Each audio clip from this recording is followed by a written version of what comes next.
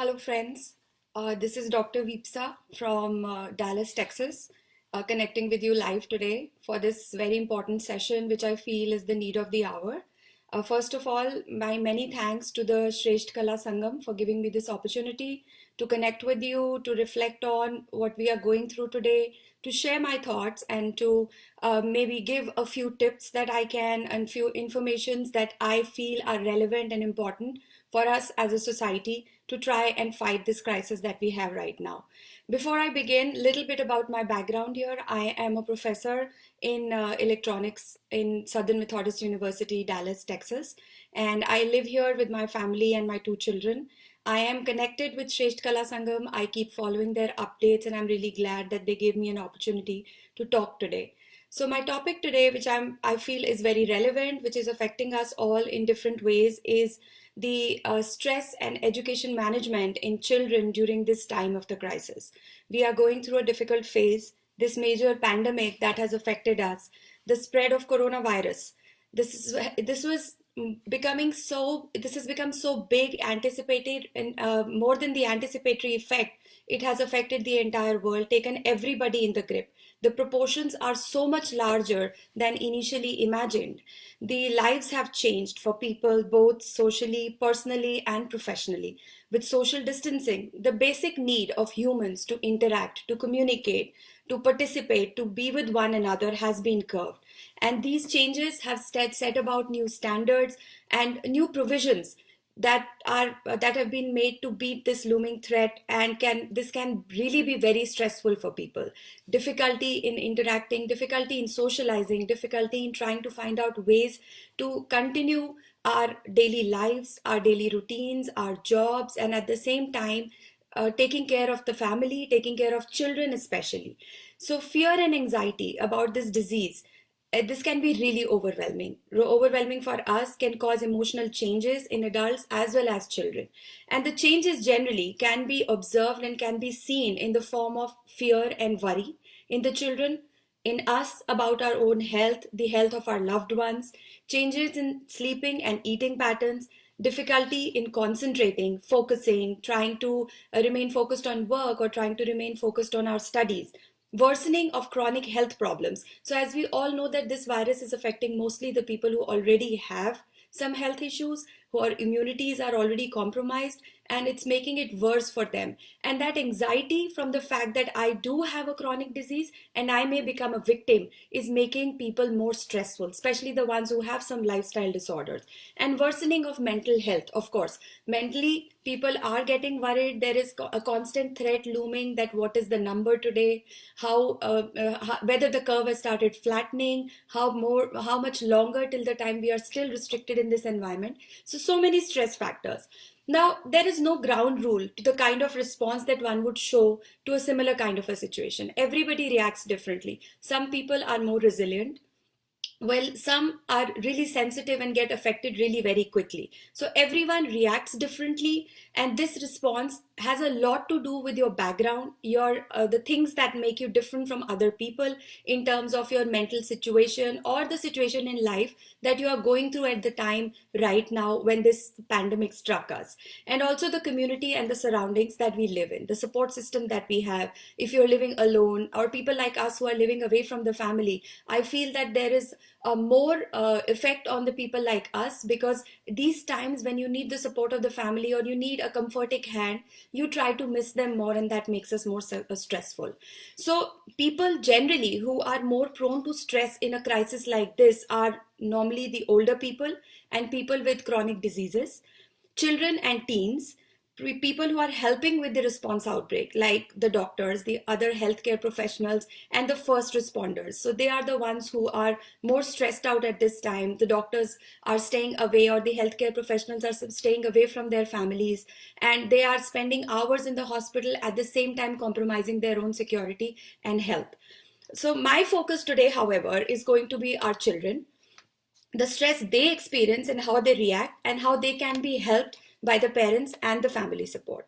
So now here and everywhere in the world, mostly it's been well over a month now that the schools are closed. The workplaces have become remote to prevent the spread of this virus, and parents all over the world are struggling to keep the people occupied, healthy, and at the same time stress free. There is a severe anxiety, no doubt, on how to protect and nurture kids through this crisis while juggling the work obligations, the home, the cooking, especially for the mothers, maintaining the everyday household chores at the same time. While there are no laid out ground rules as to what will work and what will not work to maintain and manage this stress free environment in these testing times, but we can try to follow some practices to minimize the stress. And I'm going to talk about a few tips that we can all follow. These tips are generally a common observation that I have as a mother, as a teacher, as a working professional, and most of you must also be having similar thoughts. So I'm just trying to put those thoughts into words and see how all of us can benefit from this situation. So first and the foremost, trying to help children in their education and trying to keep a stress-free environment at home is to keep a routine. We all know, and most of the child psychologists agree and recommend setting up and sticking to a regular schedule. They say pandemic, no pandemic, schedule is a key. Even when you are at home all day in a situation like this, kids should get up, eat, and go to bed at their normal times, usually. Consistency and structure are calming during these stress times. They tend to calm the kids. They try to give them a sense of purpose that I have a time to do this, I have time to do this next. So at least there is a continuity. They are not lost in this environment where everything is going around. There is stress. People are talking about things which are not very pleasant. So that makes them feel disturbed. Kids, especially the younger ones, they or those who are anxious, they benefit a lot from knowing what's happening around and how the things are to be taken care of in terms of a routine. The school schedule that you set for your children can be exactly like a day at a school or maybe a day at a school camp. If there is a homeschool or e-learning in place, just like we have here, the students are getting lectures, they are getting their assignments, then it's important to alternate the period of studies with some period of play and keep changing the activities that the kids engage in. Give them more things to do, give them more activities to do, so that they don't feel that stress that, I'm at home, but I am studying all the time. I don't have anything else to do. Even the environment is different. Their little minds don't really understand what's going on. So we need to use that wisdom to actually inculcate those timings where they can engage in the activities that they feel like doing. We can be creative with them, give them things to do, give them things to explore, try to involve them with us. Then creativity is the key here, and a very important factor that plays a very important role not only for the children but for us as well is to continue the exercise. So incorporate new activities into your routine, like maybe doing a puzzle with them or having a family game time in the evening. Activities can include anything that gives a little bit of exercise to the children, of course without contact with other kids and maintaining the social distancing, which is important. So activities can be a daily family yoga session. It can be simple dancing, playing the music, doing some Zumba, or maybe if your surroundings are such that you don't have many people around, like here we have in Texas, it's a very huge place and the houses are very far apart. We do have biking trails where not many people are there at a time. There's not much of a crowd. So at that time, you can take kids for biking. So the things have to be taken care of in such a way that they try to induce a feeling of positivity in the children. That way, when they study, they are made to sit in front of a system, a laptop, or the kind of tech that they are using, sitting and doing their assignments, working for hours, turning them in. They would have that break. That mental break is important to give them a little sense of purpose that the things around are happy, they are vibrant, we are here in it as a family. Now, while we are working with the children, I feel it's very important for the parents to manage their own stress also. Why? Because mostly our stress the children can sense and our stress rubs on them. And then they try to have that feeling, they keep thinking internally, why is my mom not very happy or papa not happy? Why are they irritable? Are they not sharing something with me? So it's very important that we keep our own stress in check. So these times are stressful and it's completely understandable and natural to feel anxious right now. But how we manage our anxiety and we deal with it has a very big impact on our kids. Keeping our worries under check can help the whole family navigate this uncertain situation with ease and fighting this particular battle a little more easier. So we need to manage our reactions and concerns rationally, how we react, how we say things. We may have times of outbursts, but it is important to keep ourselves under check. For example, a simple example, assuming that every sign that you see around may be an indication that you are affected. Many people have that if I'm having a cough, it's not going away in 3-4 days, and it's taking time. Or maybe like here, it's the pollen season right now, so the people who are allergic to pollen, they are experiencing respiratory symptoms. Now, assuming every symptom of that kind means that I'm infected by corona, and or maybe you continue reading stories that dwell on the worst case scenarios, it's not a good sign. You need to keep a check and keep a calm mind in that regard. We need to keep a sense of perspective and balance this with mindful acceptance as to what is right, what is wrong. Get your facts together, read what is and should be a concern, and what is not should actually be left out. And then it's purely natural that there may be times when, despite all that you may be trying, you would actually still end up feeling anxious. So try to avoid talking about your concerns, about your worries, or the things that you think are big enough around your children. If you are feeling really overwhelmed, you are feeling very disturbed, step away, take a break. Take some time, your own me time, to reflect and calm yourself before engaging again with the children, so that at least when your senses, when your nerves are calm, it does not rub off on your children and makes them stressed up again. And it's purely natural again. Whatever you may try, the stress will persist. The timings are such that stress is going to persist. So try to avoid talking with your children about the concerns that you have, about the fears you have. If you're feeling overwhelmed, step back, talk to somebody your age, talk to your parents, talk to your spouse, but try to restrict from pouring it out on your children. And another very important factor here is that we are constantly connected to news. We are listening to news, we are on social media, we are trying to follow the updates, we are checking what's going on. The curve is flattening, it's not flattening. How many deaths today? How many people are getting infected today? How many positive cases today? Take a break. Limit the consumption of news. It's important to stay informed, but it's a good idea to limit the consumption of news and social media that has potential to feed your anxiety, and that of your kids, of course, because your anxiety, you may want or do not want, is going to rub off on your children. Turn the TV off and unfollow the friends or co-workers who are prone to sharing panic-inducing posts. You need to socialize. It is needed, but there are people, or there are certain news channels or certain social media portals where only negativity is more. There is a threat that is more. There is information which is more negative in nature is more. We can try and limit that. Make it a point to follow only the content that takes your mind off this crisis. Maybe listen to songs, maybe play old movies that you used to watch as kids together, and introduce your kids into that time that you have experienced. So that is how we will spend positivity, instead of just keeping the news channel all whole day and continuing to listen to every kind of propaganda that is being made out in the news. I think you should need to take a step forward and delve into the things that are going to make you feel happy, which are going to take your mind off this crisis for now.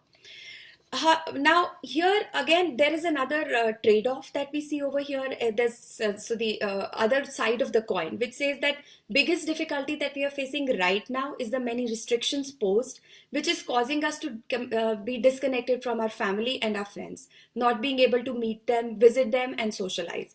However, I think it's important to stay in touch virtually. Just like I'm talking to you virtually, I'm speaking my heart out. My brain is off of the crisis for now. So we must try to keep our social network strong. Even if it is only through a call or text to a family or maybe a video call, socializing plays a very, very important role in regulating our mood and helping us stay connected and stay grounded. And same is the true for your children. Let kids use social media. Of course, you have to keep an eye and limit the supervision has to be there, and you have to set up the reasonable limits for them. Tools such as Skype is there, FaceTime is there, Zoom is there, WhatsApp video is there. They can be used to stay connected with friends and family. You can make children talk to their friends, say 15 minutes in a day. So the schools here are actually doing these kinds of sessions. The class teachers is organizing a group session where all the students of the same class are getting together for 15-20 minutes, talking to each other, seeing each other through video, showing them things around. And believe me, those 15-20 minutes for these children are valuable. They just enjoy, they feel connected, and they don't feel that we are alone in this. I'm at home, my friends are also at home, and we are having a good time at the same time. So communication can help kids feel less alone and release some of the stress that comes from being away from the friends. Technology can also help younger children to stay connected with the relatives and friends that they cannot see at the moment. So it's important that they keep connected to the grandparents, they keep connected and keep talking to the family, and that way they can actually visualize that everybody is in the same boat. Now, these events generally largely are out of our control. We cannot really help it in what is going on.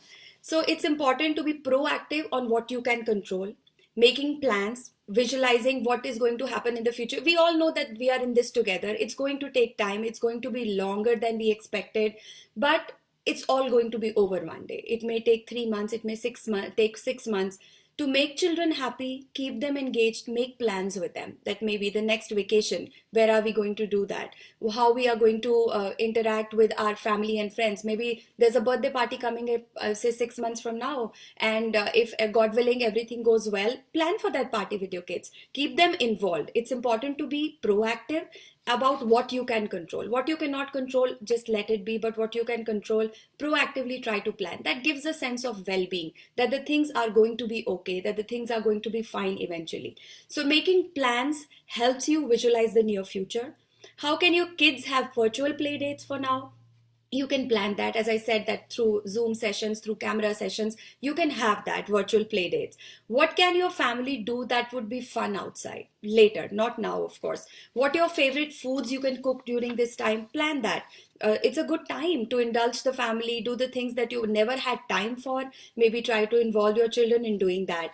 Make lists that the kids can keep adding to. This list should be your master set. Every day they come up with the new ideas. Can we do this? Can we do this? Put them in the calendar. If not today, let's do it maybe day after. Let's do it on the weekend. So that gives something for these children to look up to, that they are anticipating that we are going to do this over the weekend.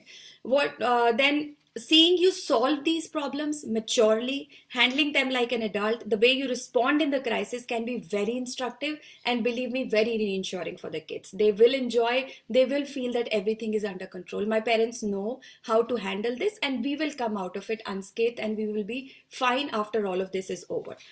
Even better, I feel, which is like something which all age groups of the kids can be involved in, is assigning tasks to the kids.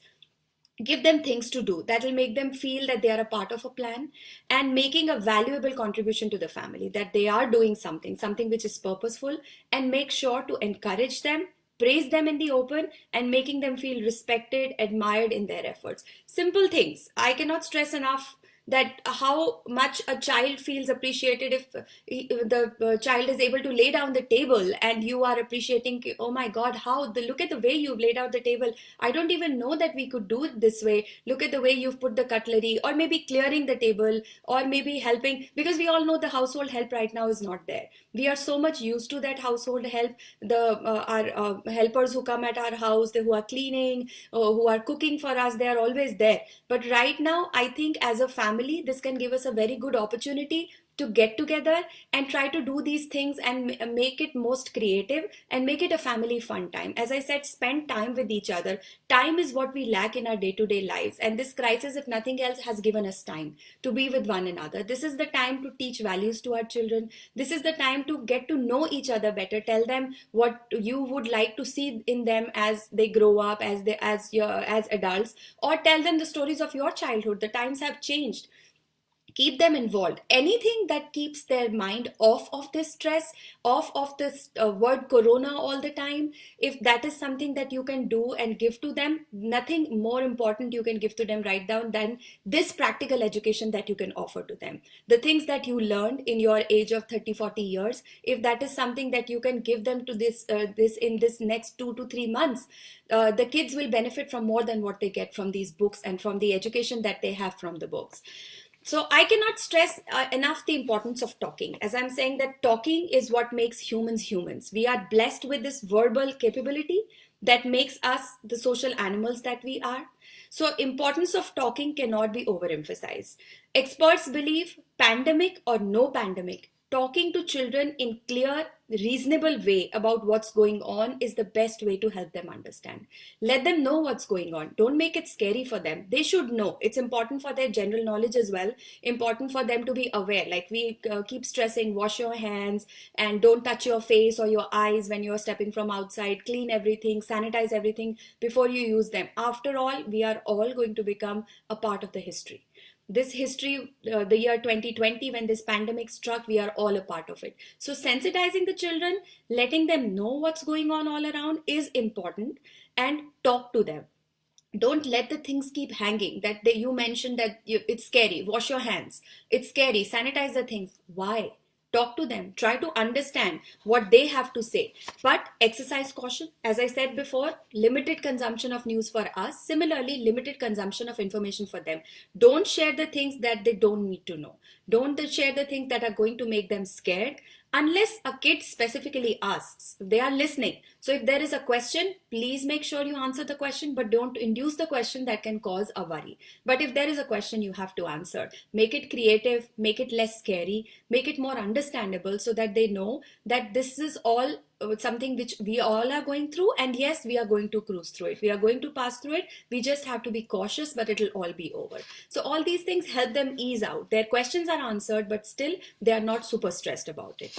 Now, it's important to acknowledge and understand that while older kids, like teens, can actually understand what's going on, they can comprehend the situation at hand and why things are happening and again not happening. They understand that. But the younger kids, the kids who are maybe middle schoolers or elementary schoolers, they cannot understand. They cannot conceptualize the facts and situation, and instead they actually may feel unsettled and very upset. They may be cranky, they may be clingy. So it's important to check in with these younger children more, time and again, and give them the reassurance, give them a chance to share and define their worries, and also to answer their worries in the best possible, simplest way that we can.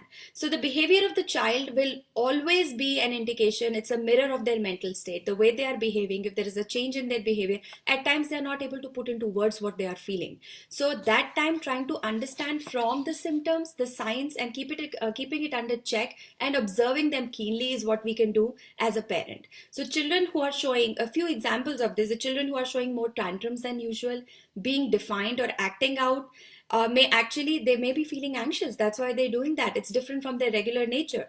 So at this time, as a parent, it's important for you to pick a calm, undistracted time and gently ask how they are feeling. Make sure to respond to the outbursts in the calm and consistent, comforting way. I know as a parent, I'm a parent, I know when kids are throwing tantrums and there are 10 things going on in my mind. I have my work at office, I'm taking my virtual classes, I have assignments to grade which are all online. This can be overwhelming for me and my reaction can be loud. But these kids, they are going through a very difficult phase. They cannot afford that. They won't understand. My loud reaction is in turn going to get them more worried. So keeping a check on how I'm dealing with the kid is very, very important for me as a parent.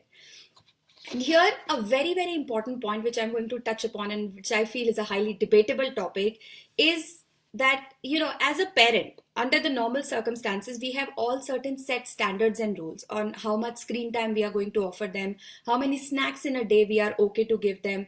However, these times are exceptional times. These are not the normal circumstances, and we need to be reasonable at the same time, be kind and empathetic to them. There has to be a limit on ourselves as well as on the kids. We as parents want to be our best parenting selves as much as we can, but sometimes it is really important to let go, to cut some slack for ourselves as well as for our children. Maybe a half extra hour of screen time or a gummy bear candy or too much sweet in a day can be overlooked once in a while. We do not really need to keep check on them every day, keep policing them. That's a stress on children, that's a stress on you. They are there whole day, and when they are in school, they are passing most of their day there, they are routine bound, they know what's right, what's wrong. But right now the situation is different. They are home, they are looking around things which are not normal, they are not stepping out, their weekends are not the weekends, they are not going out to play with their kids, so they start looking around trying to divert their attention. So maybe an extra half hour of TV that is going to keep them calm. probably keep their mind off with what's going on right now. So we should excuse ourselves also from the perfection of parenting that we aspire for in general. It's good and necessary to let go for our sakes and for our kids. It's important. We can give them a leeway to watch some extra television on weeknights because there's no physical school in the morning and you don't have that stress of waking them up or missing the bus in the morning. So the next day where they will get a chance to steam off in the school is not with them.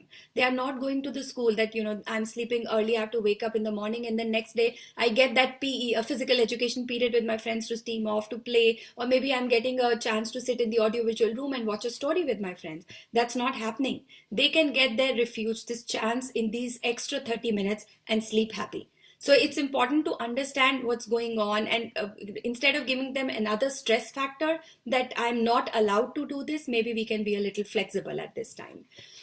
Each one of us right now is overburdened. All of us have too much work to do, stressing and managing the work, the home, the kids, the food, and the list goes on. The struggle that we have in getting grocery, that's a big factor. So it's a perfect time to accept all possible help that can make our life easier and help pass us this difficult phase in life with a little ease. I know it's difficult, easier said than done. The older children in the house, especially the teens, they can be involved, given age appropriate jobs, like it can be helping in the kitchen, folding the laundry, minding your younger siblings when the parents are busy, have to work, or are on the calls, and other such activities. While the younger kids, as I said before, can help you in things like setting up the table or doing the dishes or taking the trash out. Believe me, these are big things. If parents get help in that, they can be very, very easing out on the mental stress that the parents feel. Even toddlers, they can be told to pick up your toys, keep them nicely, and please don't forget to praise them once they've done that. So you have to find a balance that works for your family. The goal should be to stay sane and to stay safe. The situation is alarming. We all know that. And it's not going away in a day or two.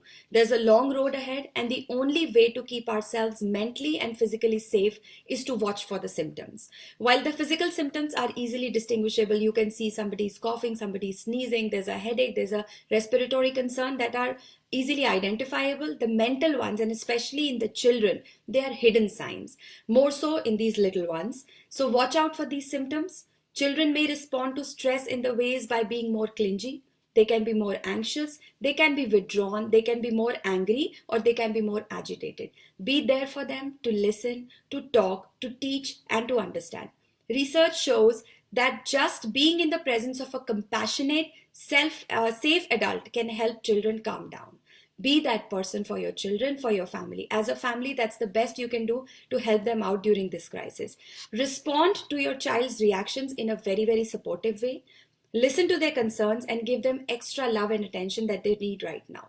Try and keep children close to yourself and connected to the close family to the extent possible. If for any reason there is a separation, maybe I have heard of the cases where parents have been traveling and the mother or the father have been stuck in another country and they cannot travel back. So if and for any reason that kind of a separation occurs, ensure that there is a regular contact via phone or video. Children may not be able to say this, but they feel that anxiety. It's a good time to connect with, a daily phone call or an alternative day phone call with the grandparents. Maybe I heard of a friend whose daughter is used to listening to the story from the grandma and going off to sleep. Now, for some reason, the grandma had to travel and she got stuck there. So every evening, the grandma calls, she tells the story and puts the child to sleep. So that way her anxiety is relieved. Those questions are released, that why is she not coming? Is she not going to come back ever? Is she safe? Is she okay? Those questions can be addressed.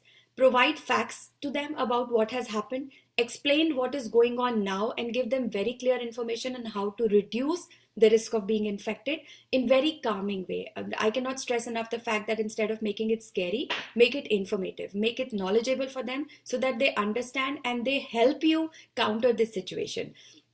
Tell them a little bit about the disease, but don't tell them that this is something which is fatal, or so many people have died, or so many people are dying and we don't know how it's going to spread. And many of you might have been going through a change of plans right now. The summer break is near and many people must have made plans and they are not traveling anymore. And I know there can be n number of questions from the kids. Why are we not going? Why are we not traveling? Give them an answer in a reassuring way.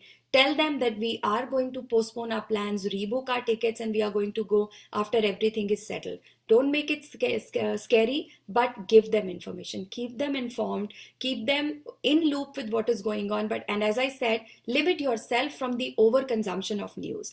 Children right now, they need our love and attention during these difficult times. Give them that extra time and attention. Remember, listening is the key. Speak to them kindly, keep reassuring them. At the end of the day, they are all children. They are small, their small little brains may not be able to process some information that you may trying to give, but still they will understand. They do understand. They are little humans. They need compassion, they need love, they need care, and they need a little bit of leeway from us as a parent. At the end, I would just like to say that we are family for each other. We need to support each other as family, as parents, and in turn inculcate those emotions in our children, that they become these caring, compassionate individuals who are loved and who live in an environment that nurtures them, that gives them a chance to grow, that keeps them in their loop all the time, and that has the best to offer to them. Thank you so much. Stay safe, and I hope we are out of this threat soon, and I hope we resume our normal lives and our little children are back into the environment that they deserve and they belong. Thank you so much. Namaste.